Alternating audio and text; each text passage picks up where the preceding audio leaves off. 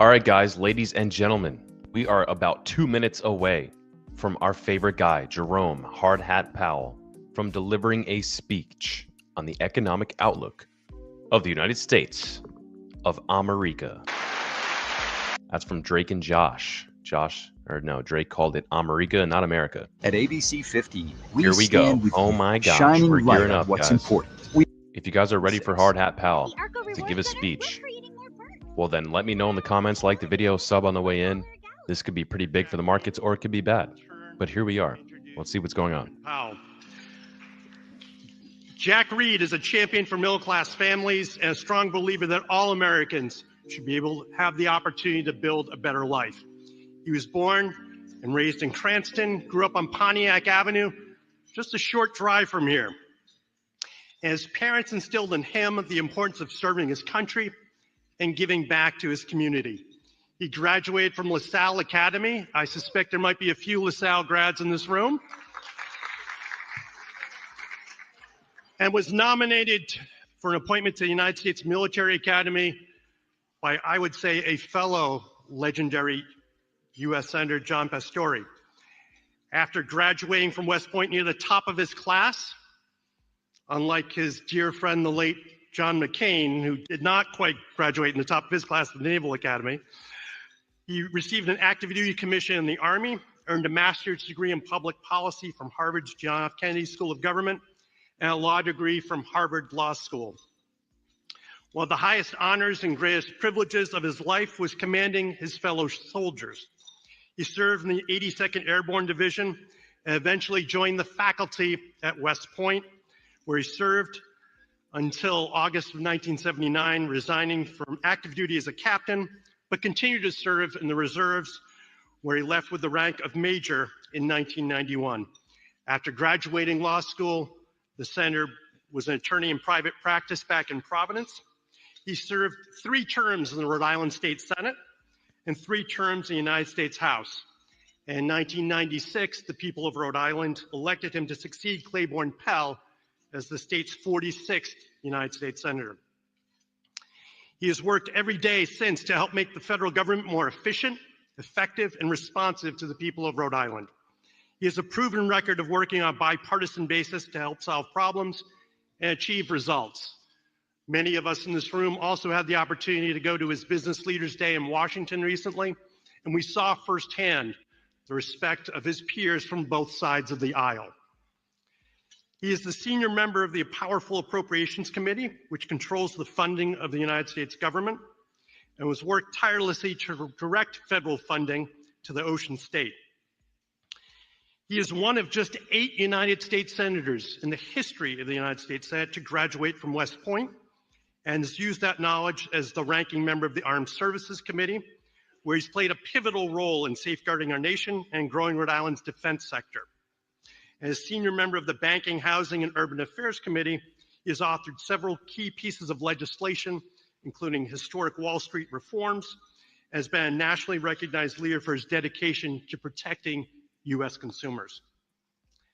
Today, Senator Reed continues to use the lessons he learned growing up in Cranston, which were deepened in the Army and have been tested in the halls of Congress, and stands up and speaks out for hardworking families who are the heart and soul of this country. He is dedicated to the nation's security and ongoing prosperity. Senator, we are grateful for your support for this event, for the work of the Greater Providence Chamber of Commerce, your advocacy for our members and their businesses, and for being a champion for our state, and putting into practice each and every day the values that you learned at that kitchen table on Pontiac Ave in Cranston. Senator Jack Reed.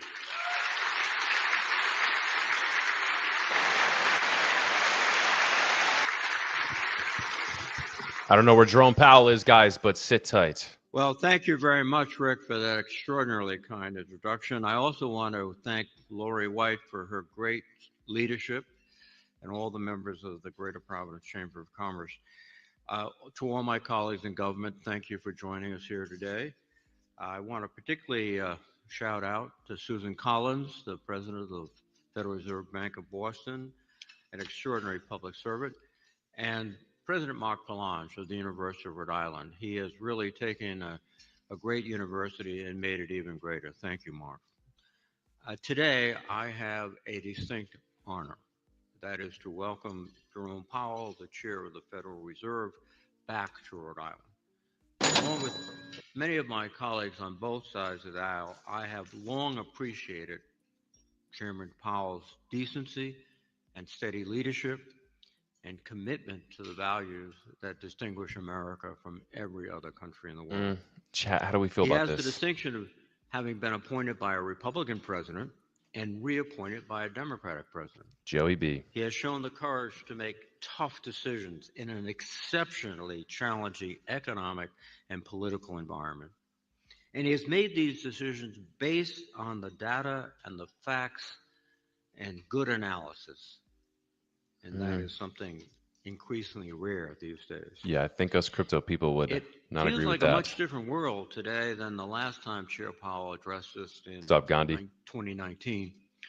The COVID-19 pandemic brought substantial economic upheaval, including unemployment rates we had not seen for decades. That crisis was followed by a serious bout of inflation. And in fact, every economist, left and right, were predicting not about the coming recession, but how severe it would be.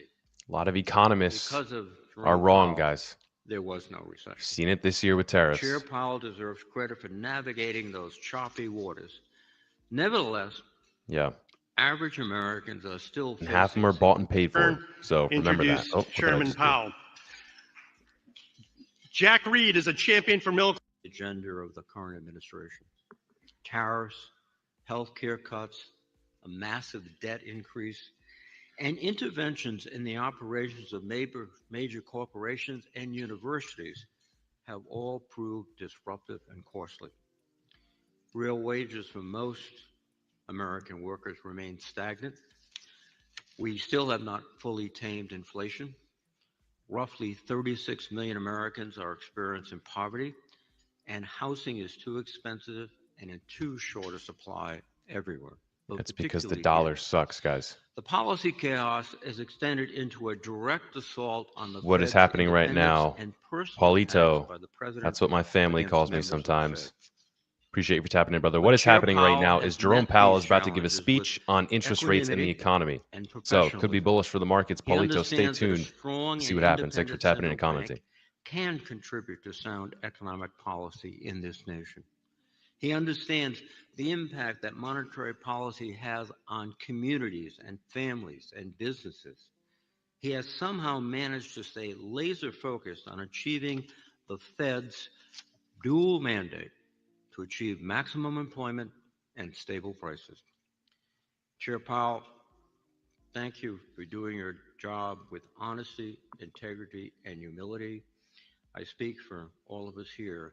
There are few examples of patriotic, decent dedication to the nation than Jerome Powell. And thank you for returning to the Providence Chamber during your final few months as Fed Chair. You are more than welcome. Ladies and gentlemen, would you please join me in welcoming Chair of the Federal Reserve, Jay Powell.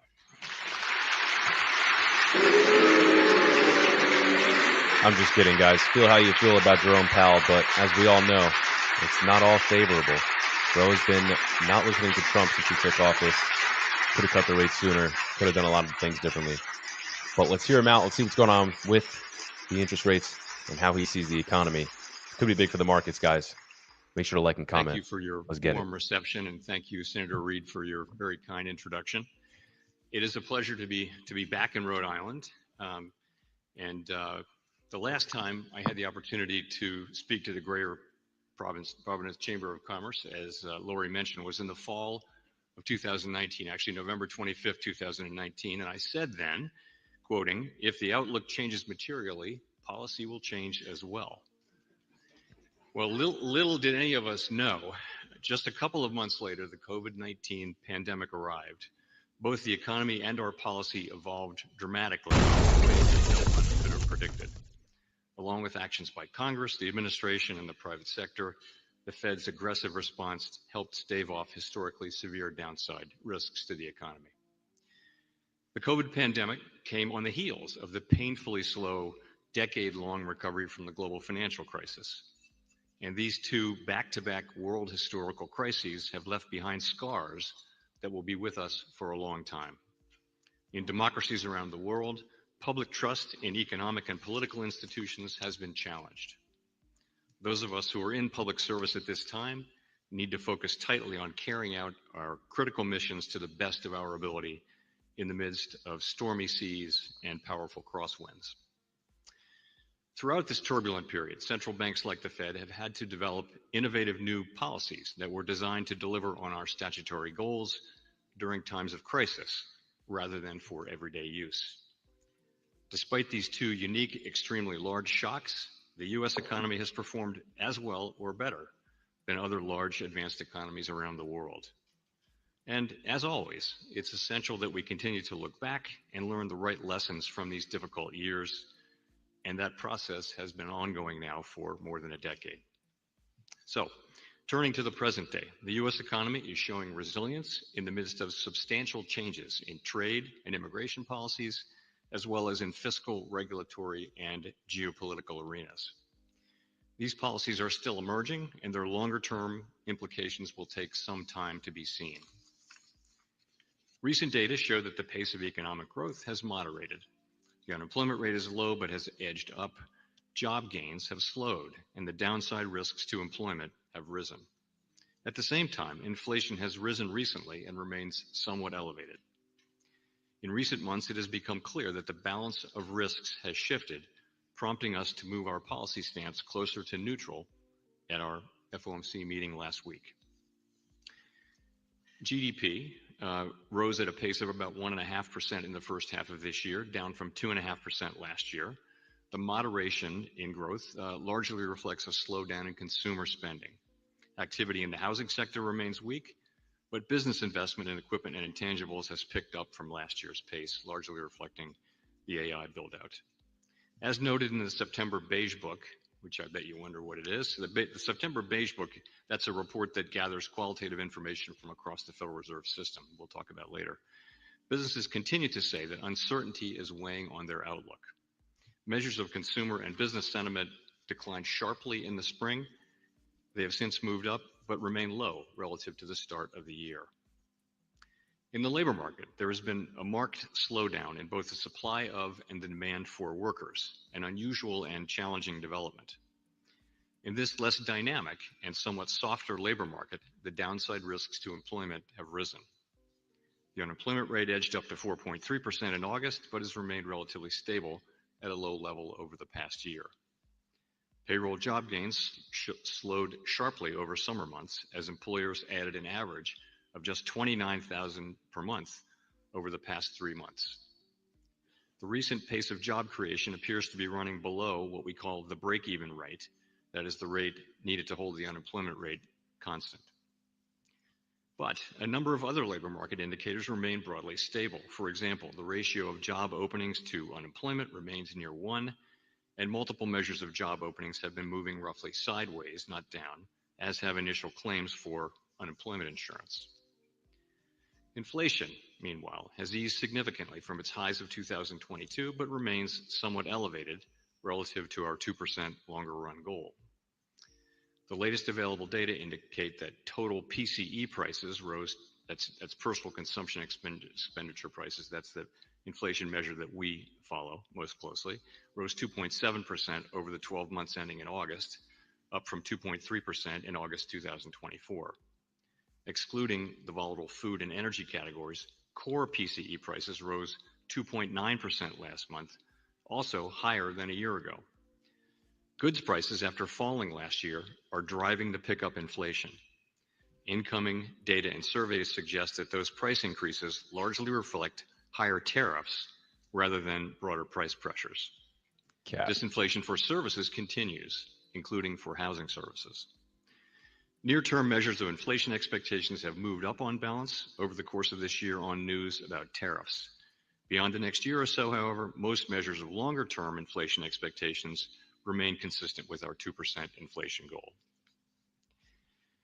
The overall economic effects of the significant changes in trade, immigration, fiscal, and regulatory policy remain to be seen.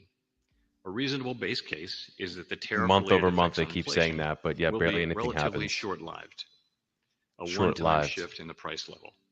Now, a one-time increase does not mean all at once. Tariff increases will likely take some time to work their way through supply chains. As a result, this one-time increase in the price level will likely be spread over several quarters and show up as somewhat higher inflation during that period. But uncertainty around the path of inflation remains high. We will carefully assess and manage the risk of higher and more persistent inflation. We'll make sure that this one-time increase in prices does not become an ongoing inflation problem. Turning to monetary policy, near-term risks to inflation are tilted to the upside, and risks to employment are tilted to the downside, a challenging situation. Two-sided risks mean that there is no risk-free path. If we ease too aggressively, we could leave the inflation job unfinished and need to reverse course later to fully restore 2% inflation. If we maintain restrictive policy too long, the labor market could soften unnecessarily. When our goals are in tension like this, our framework has long called for us to balance both sides of our dual mandate. The increased downside risks to employment have shifted the balance of risks to achieving our goals. We therefore judged it appropriate at our last meeting to take another step toward a more neutral policy stance, lowering the target range for the federal funds rate by 25 basis points to 4 to 4.25%. This policy stance, which I personally see as still modestly restrictive, leaves us well positioned to respond to potential economic developments. Our policy is not on a preset course. We will continue to determine the appropriate stance based on the incoming data, the evolving outlook, and the balance of risks. We remain committed to supporting maximum employment and bringing inflation sustainably to our 2% goal. Our success in delivering on these goals matters to all Americans, and we understand that our actions affect communities, families, and businesses across the country. So thank you again for having me here, and I very much look forward to our discussion. Thanks. Okay. So that was just a whole lot of nothing. Basically, what he was saying was, we'll see what happens. We'll see what happens. I don't know if he either confirmed or denied a further basis point cut in October or November, December, whatever. You know, Goldman Sachs, other individuals think we'll get at least 2 more before the end of the year. JP basically just said, look, we're not going to cut it crazy amounts all at once. If we do, it's going to be slow. So I don't know if this was bullish or not. I don't know if that means we are going to get more rate cuts next month or not. But Mr. Chair, thank you for those opening remarks and reminding us just how tremendously the world has changed and evolved since you were last here in 2019. President of the Federal Reserve Bank of Boston, Susan Collins, is also here with us today. And President Collins, we have had the opportunity many times to discuss with you the conditions in this Fed region, of which Rhode Island is part of the Boston region. So, Mr. Chairman, I would ask you to think about your comments reflecting on the importance, what you have said, the importance of deeply understanding local labor markets.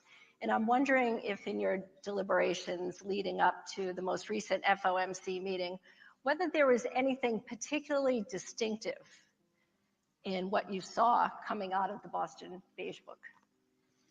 So let me say a word about the Beige Book. So there are 12 reserve banks, as you know, around the country, and each of them has deep ties into not just the business community, but medical community, educational community, nonprofits. And each FOMC cycle, which is sort of 8 of those a year, they do a deep dive and they collect lots and lots of information about the economy. And so, and that information gets collated and put into what we call the Beige Book, because it's beige. And we're not that original. And so we get that a couple weeks before each FOMC meeting. And I have to say, I don't know of any source of sort of qualitative information about the economy that even approaches this. It's just a lot of conversations with a lot of people, and I personally find it very useful. Sometimes you look at that book and you see significant regional differences, and this is not one of those times. So, for example, the Boston Fed piece in the last Beige Book talked about lots of spending on AI. Well, guess what? That was pretty common across 8 or 9 of the districts. So I would say nothing really jumped out from the Boston piece. What you saw was all around the country, you saw pretty modest growth, wage and price inflation at modest to moderate levels, the economy growing but not fast, and uncertainty, significant uncertainty about federal public policy is kind of weighing on investments and decisions about investment and hiring, except in the area of the AI build-out, which is just going really strong pretty much many parts of the country. So nothing distinctive from the Boston region that would inform your future decision-making, looking at the setting of monetary policy? What I saw from Boston was quite similar and overlapping with a number of other districts. Again, sometimes that's the case where things are pretty much of a piece. Sometimes different regions, particularly if there's a commodity price thing, you would see maybe things in the commodity-oriented regions doing differently from other regions of the country. Right now, it's much more the same around the country, I would say. So let's talk about and build on what you described a few moments ago about the dual mandate of the Fed. And if you could talk about these conditions that wax and wane over time, what signals will you be looking for in the run-up to the next FOMC meeting, which is in roughly 30 days? We have 2 goals, as you mentioned, maximum employment and price stability, and they're equal goals under the law. So almost all the time, they work together. They complement one another. So for example, when the economy is weak, the unemployment rate might be high and the inflation rate would be low, and that it calls for stimulus from us. And when the economy is really strong and the labor market is tight, that's when inflation will be moving up, and so policy might be a little bit tighter. Glockmatics, I love the comment, brother. Hard hat, pal. Right now is the quite unusual case. Hate to where see it. No hard hat. As I mentioned in my remarks, risks to employment are to the downside and to inflation to the upside. Now, we only have one tool, which is monetary policy, really interest rates, and really it's calling for different answers. So for a long time, we have a document called the Statement on Longer Run Goals. That's crazy if you listen to what he just said. We only have one tool, and it's interest rates. That's insane that he just gets to say that like that the Fed can dictate what the markets do based on their decision to lower the rates or not. That's crazy. This is a private institution. Nobody voted for Jerome Powell. Its goal and the time that it's expected to take to get back to that goal. And so we balance the 2 goals. So what we've done all year this year is we've had our policy rate has been tight because inflation has been above our target, but the labor market was very solid. Now, over the last really 4 months, really over the summer, the labor market has softened, payroll jobs have dropped a lot, so we can't. This just doesn't make sense to me. I mean, your numbers weren't there under Biden, but you're still going to do what he does. That stance of really, or asked, or whatever they did. And I'm on sorry, but inflation over a really million needs to moderate jobs close toward a to more just balanced now. approach. We're short So based that's off why of the we took the action overestimation we from the took previous at our last administration. meeting. And as we Makes zero go to our sense. next meeting, to your question, we'll be asking ourselves, we'll be looking at the data very carefully, labor market data, growth data, inflation data, all of the vast quantities of data that we get, and asking ourselves, is our policy in the right place? And if not, we move it there.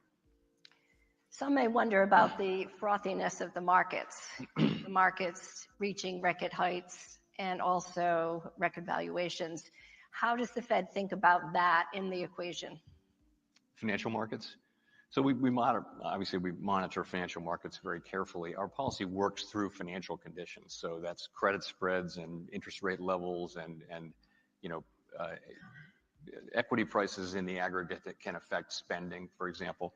We look at all of that, but really our focus is on our 2 goals, and that is maximum employment and price stability. And when we see one of them weakening, we're going to respond appropriately with our tools. And in this case, that meant reducing the federal funds rate by 25 basis points. And, we'll see what the future brings, but that's what we do. So basically, he said look carefully at financial he conditions, lowered the rates not because of financial stability. the financial markets, but because of what happened with the overestimation of job creation that had nothing to do with this current administration. People at the bottom end of the income That's spectrum crazy. are under pressure.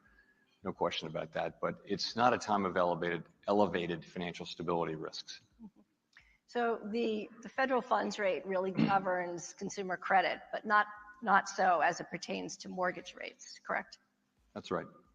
And how, let's talk about how the average consumer is going to see any difference in the intervening months relative to an easing of interest rates and the ability and maybe even more confidence to spend.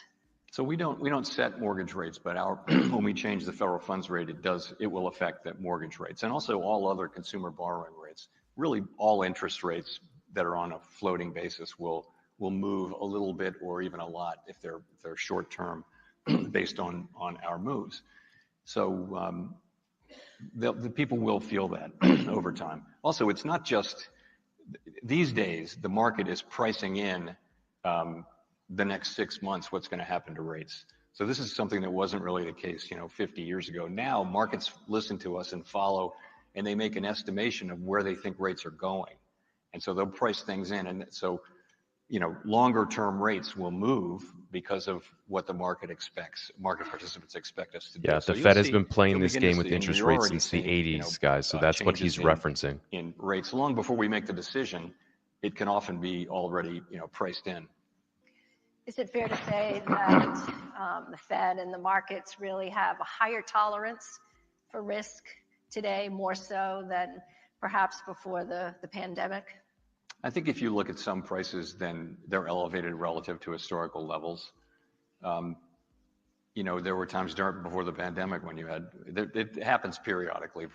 Equity prices will move up and down, and we do monitor that. But we're not targeting any level of prices for particular financial assets.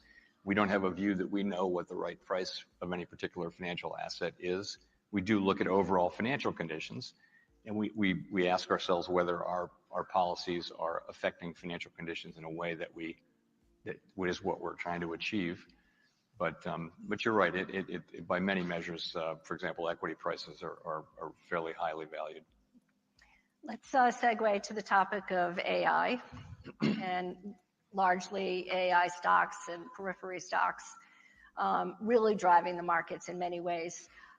Let's talk a little bit about the great unknown of AI. And if we think about various ages, our industrial ages, whether it be steam to electricity to the information age and now to the age of AI, would you consider this to be the most disruptive force ever in modern American history? I think it's way too early to say that. I wouldn't go that far. I would say clearly generative AI has all the earmarks of an emerging technology that could be very important in our economy and in our society. But it's very early to be, making that kind of bold statement.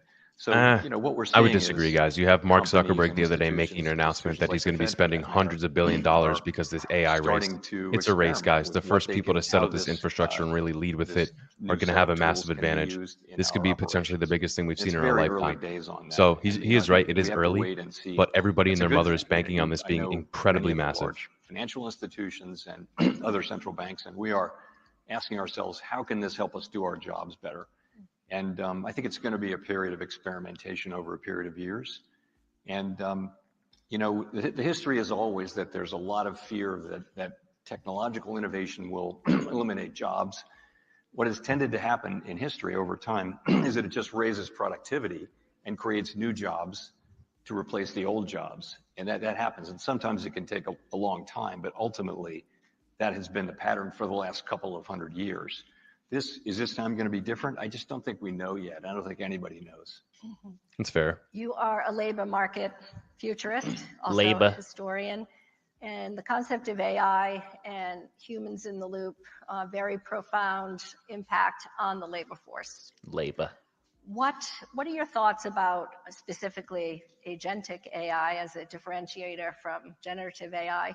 And how will the Fed be looking at the impacts of the workforce, the labor participation rate, given the unknown of what could happen with displacement around AI tools at all ends of the spectrum?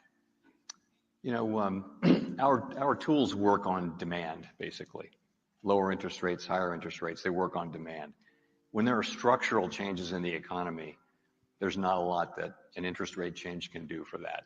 And so, if you're talking about distributional issues or labor force participation or retraining or any of the things that come to mind in connection with those questions, that's really going to be something for legislators and the private sector.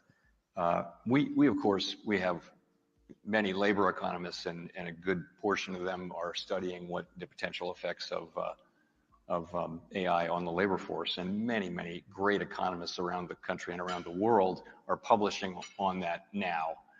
And you know, it really is too early to say. I think you can say that some jobs are going to be phased out, some jobs are going to evolve, and people are going to be further trained and that sort of thing, and be able to keep a job like that. And there'll be new jobs that come. And how will that balance work out, and what will be the timing of it? I think it's just quite hard to say. But how does that factor into the deliberations on a near-term basis? Things are moving so quickly, and the observation and the argument that artificial intelligence isn't just impacting those entry-level jobs and those, quasi-unskilled jobs, but really tentacles reaching into highly skilled professions, whether it be finance, whether it be communications and media, whether it be healthcare, whether it be law, finance. So all ends of the spectrum, highly educated individuals down to more easily automated tasks. Sort of a really interesting problem for those of you that are studying labor market economics. How do you approach that? Well, a lot of what we're doing with our time is trying to understand the current position of the economy, what's actually going on in the economy today. Pardon me. So part of that is hiring rate has really dropped. Job creation has dropped very sharply. So what are the factors there? So I mentioned earlier, I think, part of it just is there's a lot of uncertainty about the direction of public policy. And so companies are holding off, they're not hiring. And when you don't hire through attrition, your labor force shrinks and you save money that way. That may be a way of passing on tariff costs. It may be something like that. So that's happening. Lots of questions around whether AI is a major factor associated with the relatively low hiring rate for people just graduating from school and just entering the labor market. And, people are doing studies on that. And I looked at one from Stanford, another from the New York Fed in the last week. And the sense of it was, we think we can find some evidence that generative AI is having it's one of the reasons here, but we can't really say it's the main reason.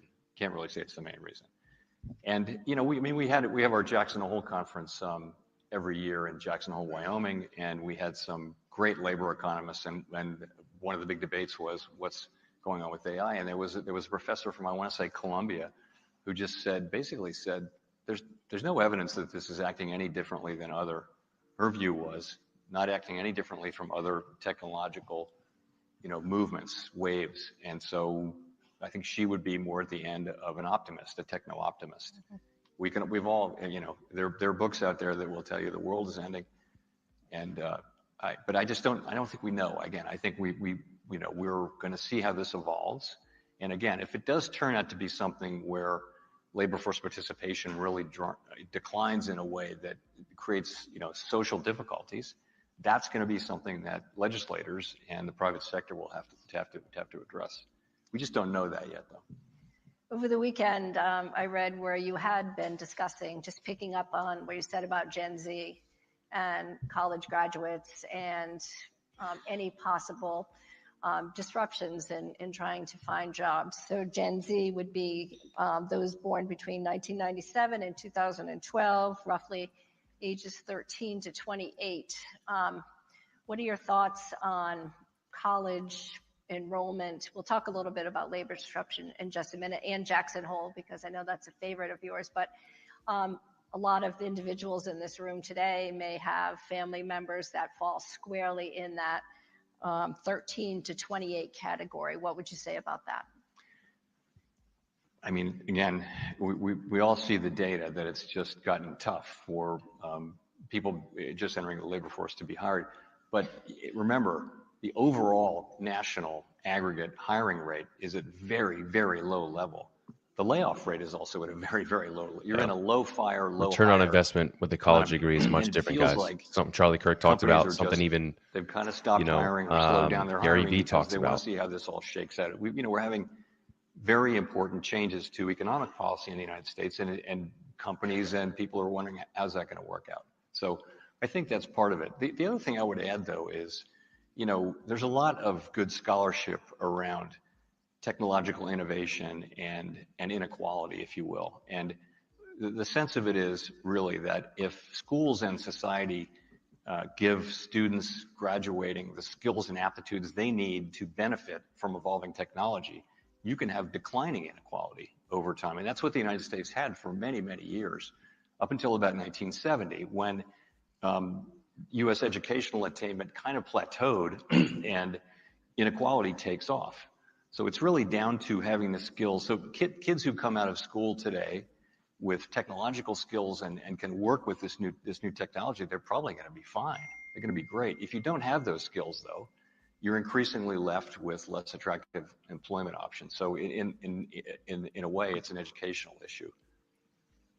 Our society is our education system, and you spoke about inequality, particularly the digital divide, and thinking about where the United States really has paced among countries throughout the world. Particularly, that was a subject that you initiated at Jackson Hole back in August. What are your thoughts on how that is likely to really change the way we look at technology as a force for productivity and advancement?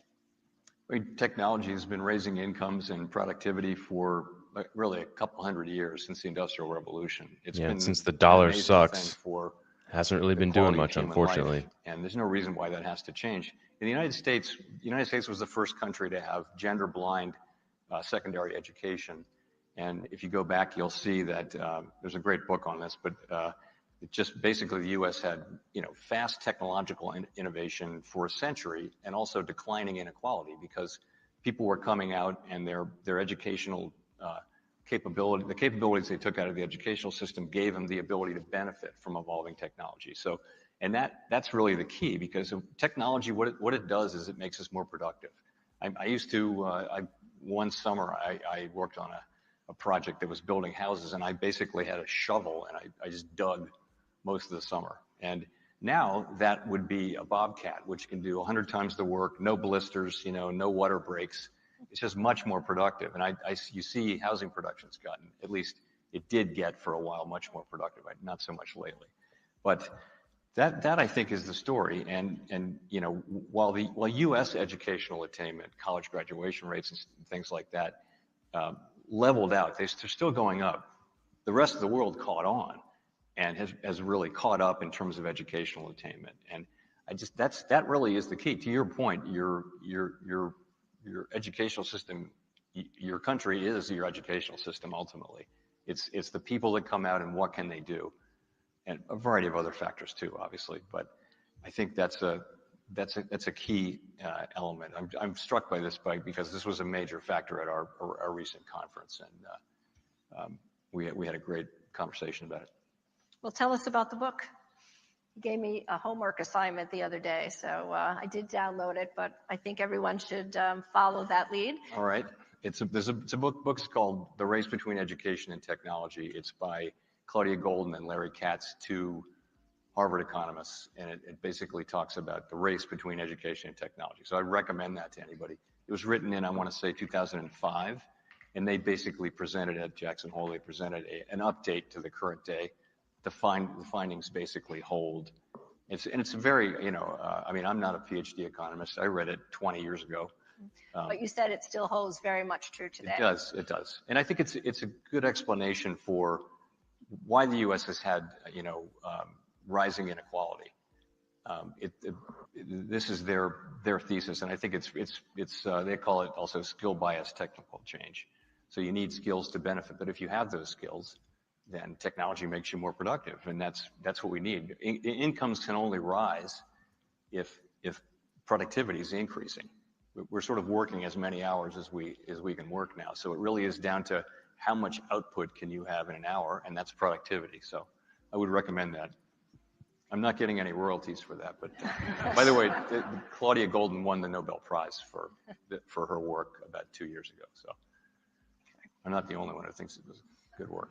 Yeah, 2009, this book Chair came out, not Powell, 2005. let's move on to tariffs. This is an issue that confronts the business people and here with us today. You addressed it very briefly in your opening remarks. You indicated that you believe that the costs of the tariff movement is in fact more transitory than embedded in supply chain. So I think But that's just a guess, we guys. So appreciate far, hearing that more none of about how that, the we've Fed seen thinks none of it. All about the economists have been wrong. evolving tariff So he's policy. holding off on lowering rates So, because of things we're now unforeseen that he's collecting thinking. a good bit of revenue. The federal government collecting a good chunk of revenue, at a $300 or $400 billion a year pace. And the question is, who's paying that? And the candidates for paying those tariffs would be the exporter, the foreign exporter, or someone on our shores. It could be a company or a retailer, someone is using the imported product to manufacture something, or the end consumer. And so so far, and it's incredibly early days, it doesn't look like the overseas exporters are carrying the bulk of it. It looks like it's that middle group. It's retailers and it's importers. It's and they're 100% not passing retailers. along to consumers. However, Apple just announced that much their of the iPhone cost. price So had nothing to actual do with effects on it, inflation have and been we have quite $17 modest trillion so far. It's plus of really revenue not- already collected. It's a So small amount, but I mean, for example, I mentioned that core PCE inflation is 2.9%. Maybe 0.3 or 0.4 of that is tariffs. So it's not the big factor. It's not, a big Maybe, he inflationary says, thing, though. but it is something that is driving up inflation a bit. And the question is, are companies then, are they going to eventually be able to pass that stuff through? And then that might drive inflation up a little higher. So we've been watching this since the beginning. Say half our mandate is inflation. And I would say that the pass through to consumers has been later and less than we expected. How much of that will continue, I don't know. But the responsible thing from our standpoint was to watch and wait, because it's our job to make sure we don't make a mistake on inflation.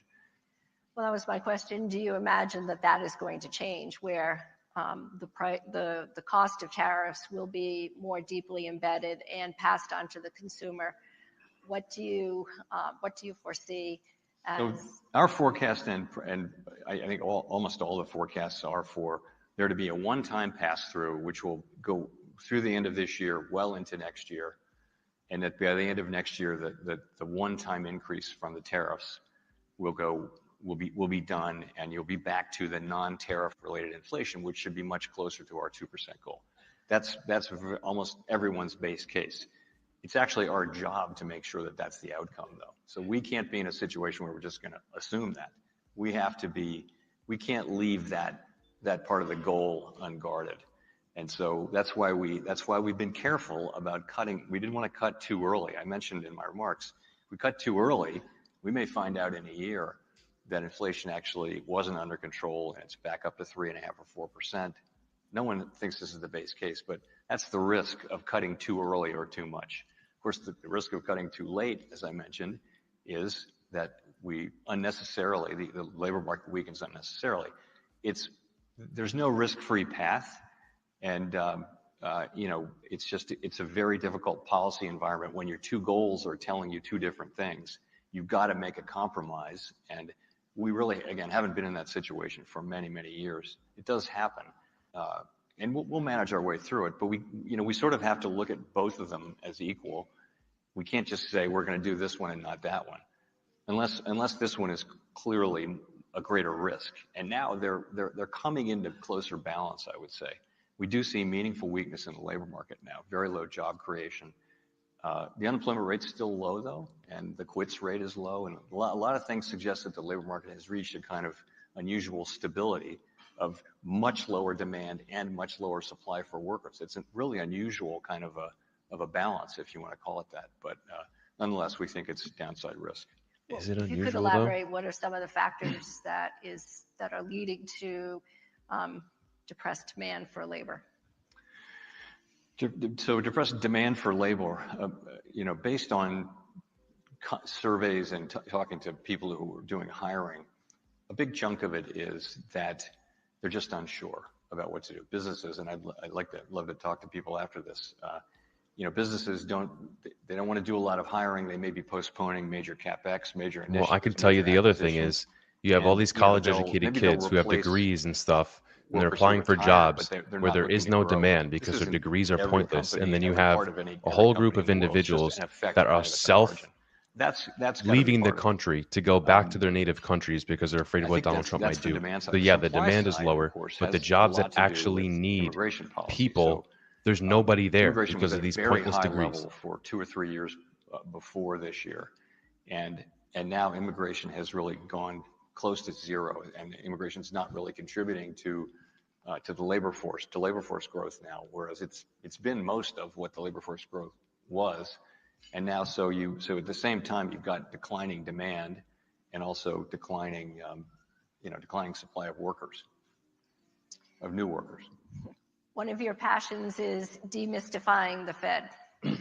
You enjoy speaking about it, and those that are Fed watchers are wondering, will there in fact be 2 additional rate cuts per year? Of course, we're uncertain about that, if I Here we understood go. your comments correctly. See what he says. What does it mean to demystify the Fed, and what can each of us in this room do to be better Fed watchers for the benefit of our own businesses, if you will? So not so many years ago, maybe 40 years ago, and for a long time before that, the main theory of central banking was to be mysterious and obscure. In fact, Montague Norman, who's a very famous former head of the Bank of England, but ending in the middle of World War II, famously said, never apologize, never explain. And he thought that monetary policy worked back, and everyone thought it works best when no one understands. It's kind of mysterious. So starting maybe 40 years ago, a bunch of economists, including Alan Blinder and a number of others, said, you know what, that's wrong, because if markets and the public understand the way you'll react to incoming data, then they'll kind of do your job for you. And so they argued for greater transparency. And people said, you know what, that makes sense. So central banks started being transparent. The Fed didn't even issue a post-Federal Open Market Committee announcement until 1994, and then did so as an experiment just to see what would happen. Now, so if you fast forward through, the 30 years since then, now we have a post-meeting statement, we have minutes, we have press conferences, every FOMC participant press release on Squawk Box, we have a press release. So, and maybe some people say it's too much, it's excessive, but so that's the way it's evolved. So we try really hard to communicate with the interested public in a way that is useful and comprehensible and jargon-free. That's what we focus on, and that's all we're trying to do. So we don't use their, every profession has their jargon, and you kind of need it for internal conversations, but we try not to do that. So that's all we're trying to do. A couple of thoughts about what I wouldn't say I can't make anyone a better Fed watcher, I don't think, but things I would want to tell people about the Fed. One is just this, that we're making decisions, our decisions are made under elevated levels of uncertainty, even in normal times. The economy is fundamentally, no one has been able to predict the economy more than for the next few months. It's an unpredictable, it's this enormous entity, and it's just not that predictable. So we have to we take very much a risk management approach, and one of the risks we're managing is that we don't exactly understand what the current state of the economy is and where it's going to go. So we try to have policy that can cover the range of plausible outcomes, not just one outcome. So that's one thing. So we're never saying that we know the economy is going to do this or we know it's going to do that, because honestly, famous statement is financial forecasters are a humble lot with much to be humble about. So that's one thing I would say. Another is that you should, I just have to say this, whenever we make decisions, we're never, ever thinking about political things. And so we're based in Washington, D.C., and many people, in Congress, and they're often things are seen through a lens of is it good for this party or bad for this party or this politician? We're just not looking at things that way. We're looking at what's the best thing for the people. I mean, I don't know if I agree with him or medium disagree term. with What's them on the best that, but policy? And no one, X does many not people agree don't with him on believe us that. A lot because of they, individuals, come a lot of real on, estate you're guys like really Grant political. Cardone have been But saying that this is truth is, political. most Whether of the they're right people or who are wrong, calling us political knows, is guys? just a cheap shot. And also, we don't engage. We don't, you know, our argument is doing our jobs. We don't get into back and forth with external people. We just do our jobs. We keep our head down and do our jobs. That's what we do.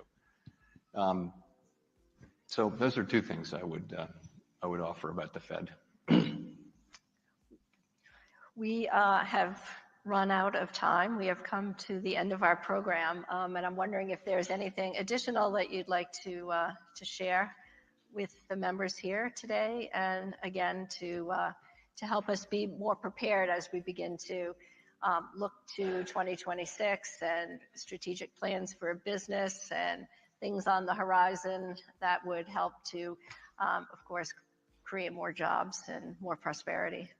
So I'll say one more thing that struck me just now about the Fed, and that is, remember, we have a really important job: maximum employment, price stability. We regulate and supervise the banks. We operate parts of the payment system, but those things are really about cyclical demand management and financial stability. The policies that really matter for the U.S. economy in the long run, things like investment, particularly investment in people, you know, that's not something we can do. I think we get a disproportionate amount of attention compared to the things that really matter for the country, which are the things that Congress can do and the private sector can do, which are the things that will really matter for future generations, are not interest rate policy and the things that we do as important as we are. And beyond that, I'll just say this has been great as always. I've enjoyed talking to so many people here today, and you know, I love to get out and talk to people who are working in the real world in the economy. There's nothing better than that. You know, most of my career was in the financial sector, and I constantly was out talking to people rather than sitting in my office looking at aggregate data on the economy. So this is a much more comfortable place to be. You are headed back to DC later this afternoon. Yes. What does the rest of your day look like? Get home. I won't get home until after dinner, so it looks like me working on the plane on the way back. So anyway, thank you so much. It's been great. You. Thank you. Chair Jerome Powell, Chair of the Federal Reserve. All right, guys. So we just heard from our guy, Mr. Hard Hat Powell. Almost 800 of you guys on stream with me right now. I appreciate you guys for tapping in. This is freaking awesome. Make sure to sub, like the video, follow us on X if you haven't already. Let's just look at some quotes. All right. So he just said, uncertainty over inflation's path remains high. Quote unquote, rate cut was another step towards a more neutral policy stance. Now, again, I think this meeting today, this big announcement that we were waiting for in regards to crypto, according to Crypto Russ, just looking at X right now, really turned out to be a nothing burger. It was the fact that a pro-Bitcoin governor is running for California. I mean, that is pretty sick, right? California, massive GDP, big state, has a lot of potential to turn around in a big way in regards to the economy because Gavin Newsom is just horrible. But at the end of the day, guys, I really don't know if this provided any sort of bullishness. I think this is just a lot of, okay, what now? Right? I don't think Jerome Powell, what he said just now, basically said that he was going to cut the rates again towards the end of the year, or whether he wasn't. Basically, it sounded like he was just like, yeah, there's a lot of uncertainty. We're just going to continue to wait and see and continue to wait for more data to come out. The thing that I don't like, and listen, guys, I'm not going to sit here and say Jerome Powell's a bad person or I don't like him or anything like that. I think he has an incredibly tough job, right? And especially when you got Jerome Powell, Donald Trump, especially when you got Donald Trump breathing down your neck for months now, since July, telling you to cut the rates and you haven't. I mean, that's not someone you want breathing down your neck. Pause. The orange man. Okay? That seems a bit rough. I would definitely not want Trump on my butt telling me what to do. Now, Jerome Powell is a good speaker. He's an intelligent guy, very insightful. And again, I'm not saying he's a bad person or bad at his job, but clearly a lot of the American people, a lot of other intellectual in the know, real estate guys, finance guys, economists who aren't bought and paid for, do not agree with him and thinks that he should have cut rates sooner and thinks that he is slightly political. A lot of his reasons for not cutting are kind of hearsay, in my opinion. They're like, oh, it's speculation on his part. If you have all this data in front of you and you are this insightful, you should be able to look through that. That's my 2 cents. So, I don't know. I don't think this did anything for the markets today. I don't expect any rally. I'm going to be going live again later today. All right, we're going to see what's going to go on. I'm going to check the crypto markets, check the stock markets, see if anything is moving because of this speech. I don't think so, guys. So this kind of turned out to be a nothing burger. The big news for crypto that could change things forever, supposedly, was that California governor is a pro-Bitcoin that's running. I don't think that's the extent of the news, though. I think we're still waiting from an announcement from the White House. That's what Caroline Leavitt said yesterday, right? The White House press secretary. We're still waiting for this big announcement. So I'm going to be chilling. I'm going to be on X, guys. I'm going to be looking at everything. If we do get some pretty big news from the White House, from Donald Trump, I'll let you guys know. We'll go live with it. I appreciate all 800 of you guys tapping in right now. Over 800, 808 right now. 808 Mafia, right? Shout out to, I don't know, rap music. We get it. We love it, guys. We love it. Jerome Powell. Too late, pal. What a disgrace. Hard head, pal. Yeah, guys. Make sure to sub to the channel if you haven't already. All right. Follow us on X. I will be back soon to discuss more, whether it's good, bad, ugly. I'm still expecting Uptober because that's what we've seen in the past. So we'll see, guys. Uptober. What do they say? No, Upvember. What is the November one? I don't know.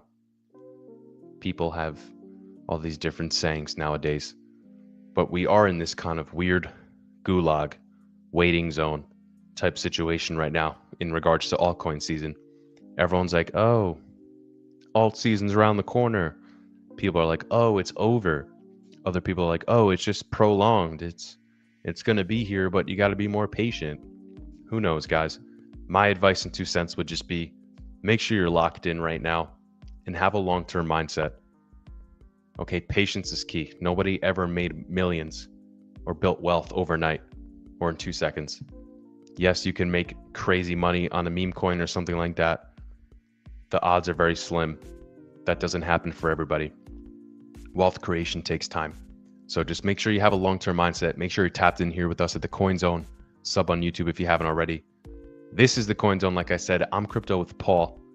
I'm going to be back again later for a live stream today. So make sure to stay tuned. And that's it. I appreciate you guys for tapping in. 814 of you guys. I'll be back soon. This is the Coinzone. I'm Crypto with Paul. I'll see you guys soon.